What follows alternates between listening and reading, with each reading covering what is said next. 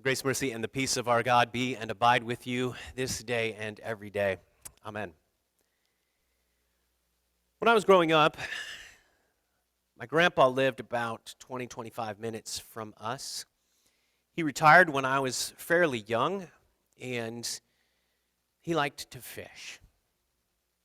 There was a creek not far from his house in a park called Sharon Woods. It was a county park.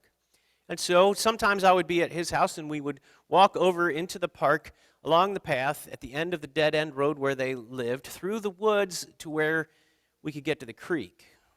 And there were some places along where the creek was where the water would kind of gather, in that swimming hole kind of place, and you could fish there. Well, where I lived, there were a couple of ponds on our property, and so sometimes my grandpa would come over and we would go down to the pond and fish. I basically learned to fish from my grandpa. How to tie the hook or the lure onto the line to make sure it was secure. How to bait the hook, what kind of bait worked. Crickets work really well. And if you go walking through the orchard grass in the morning, when it's still damp, crickets can't get too far, so you can catch some crickets. Put them on your hook, and you can catch some fish. Mostly what I remember, though, about fishing when I was a young kid growing up, maybe, 8, 10, 12 years old, was that it was boring.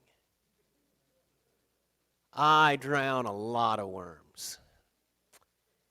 And I caught a lot of moss, and weeds, and other stuff.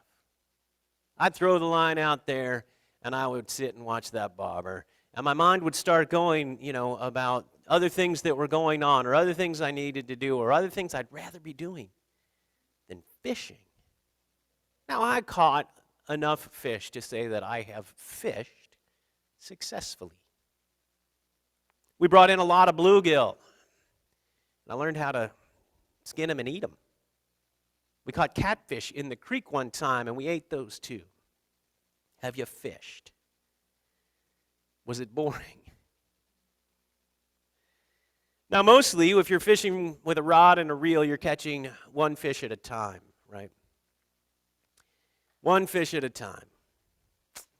Over and over. Putting them on the stringer, maybe, and waiting until you have enough for the day. But commercial fishermen work a bit differently. And they work a bit differently because they have boats, and sometimes they're large boats that they take out on the ocean or wherever they fish. Paula's sister's husband is a commercial fisherman, and he fishes very differently from how I learned to do it. He's got a boat. And what he catches quite often, especially in the winter months, is crab. So they have all these pots, which look like big round cages.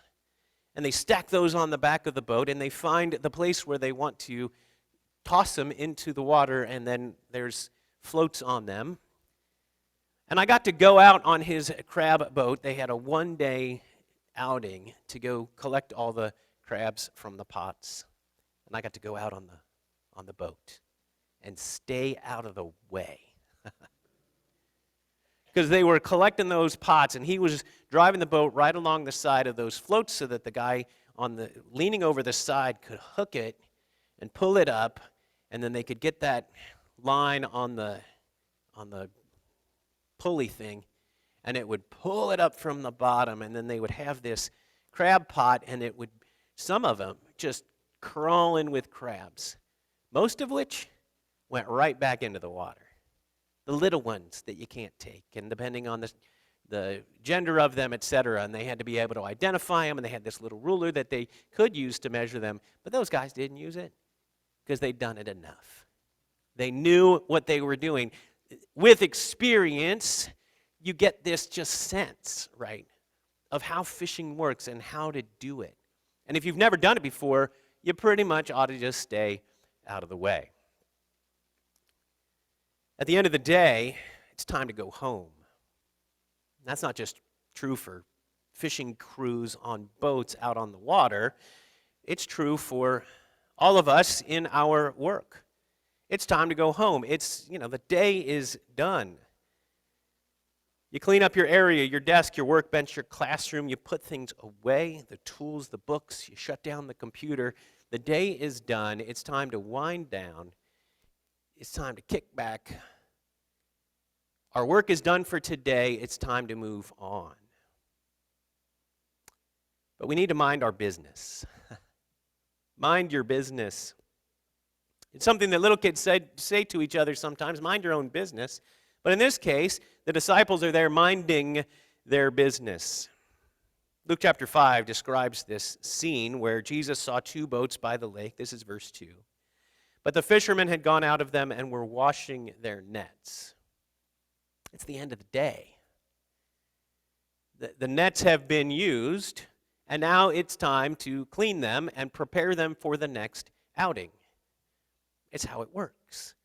You want to be able to find the tools that you have, so you put them away when you're done using them. And you want them to be, long-lasting, so cleaning them is important. The fishermen were at work. And maybe they saw and heard Jesus a little bit when he came along and took over Simon's boat. Or maybe they'd heard of him or even heard him before. Luke doesn't really describe why they let some guy just hop in one of their boats and use it.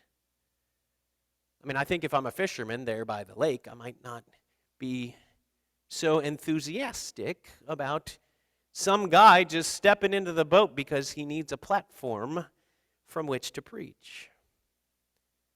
So maybe they saw and heard Jesus a little bit during that time, but the attention was on the task at hand. Are you a multitasker? Or are you a focused kind of person? Or somewhere in the middle, right? There are some people who are really good at multitasking. They can do 3, 4, 5 things at once. Other people, when you're in that box, you're in that box. And nothing gets you out of that. So if they're washing their nets and maybe listening to Jesus just a little bit, they could hear, they could start to understand. But we want to get the job done, because much of our time and energy are devoted to our work. It's important. It's necessary. And whatever that work is, it's part of our livelihood. It's part of how we contribute to society, how we earn a living, likely. Luther wrote about vocation. And he described how no matter what it is that you do, in doing that, you are serving the Lord. So the career that you have, the job that you work, but not only those things, it's also all of the vocations we might have. Our relationships are vocational in that regard.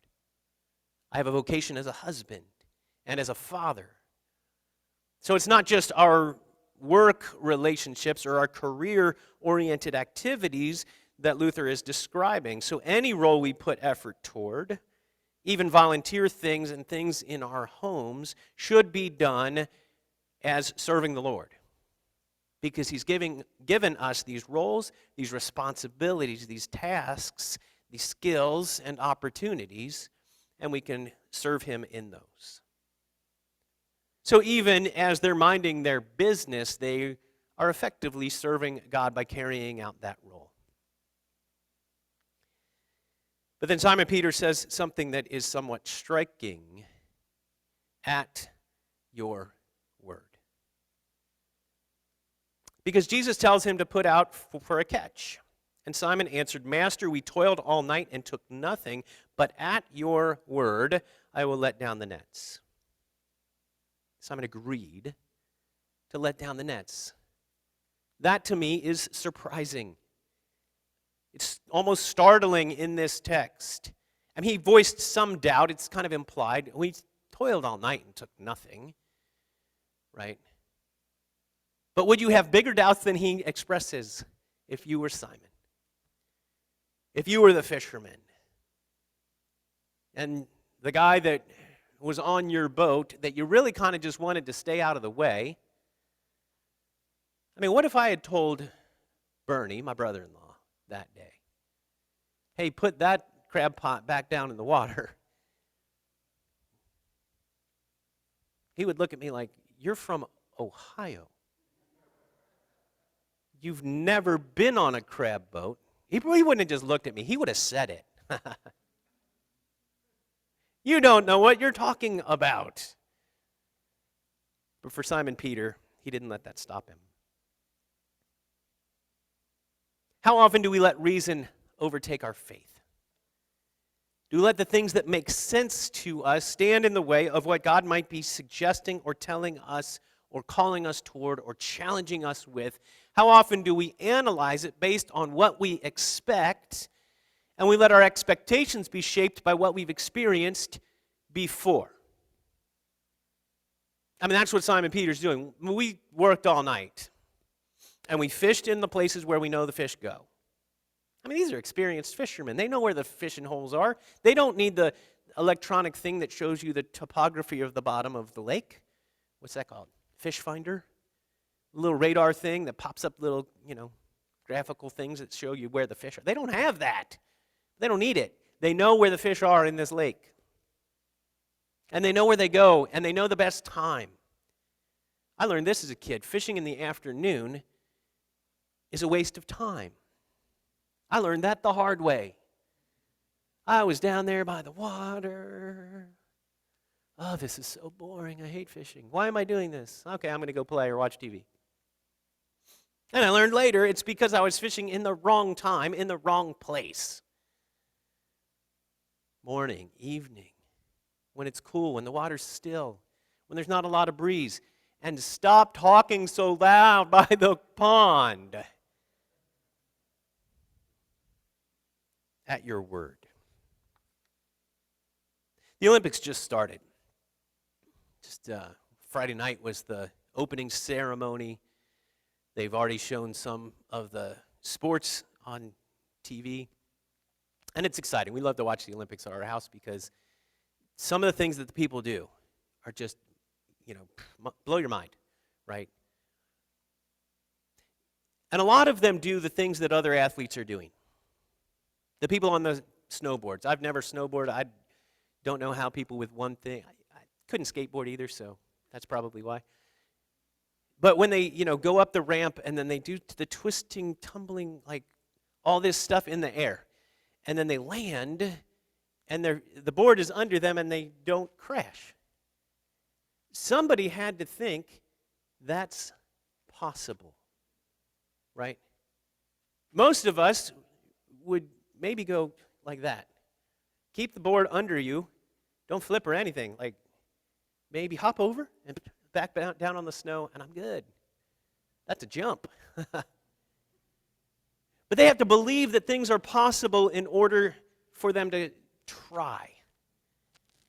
We have to believe that things are possible so that we will try. We can follow the word of Jesus. We can trust in what he says and believe that he has our best interest in mind all the time. That's what Peter was doing. That's what Simon Peter was doing when he said, "At your word, I will let down the nets." At your word, I will take that step. For a long time, the Lord was calling me into ministry. A little voice in the back of the head. You can do this. I want you to do this. And for a long time, I had a lot of reasons why I didn't think that was a good idea. 20 years ago this month is when a friend of ours was getting married in Chicago, and so we decided that between Cincinnati and Chicago, we would go to St. Louis. It's not on the way. But we went to St. Louis where the seminary is and looked at the campus and talked to some people. And so it was 20 years ago this month that first real step started. Could we do this? All those same reasons were still on my list. But it was possible. And to take that first step made things start to happen.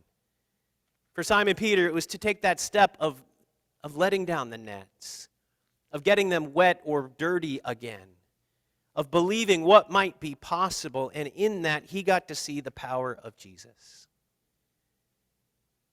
Verse 6, when they had done this, they enclosed a large number of fish, and their nets we're breaking. In this series about revealing Jesus, we've been talking about seeing the identity, the power, the authority of Jesus in the things that he did. And connecting who he is by what we see him do. So many fish. And the catch of fish exceeded their expectations. They signaled to their partners, verse 7, in the other boat to come and help them, and they came and filled both boats so that they began to sink.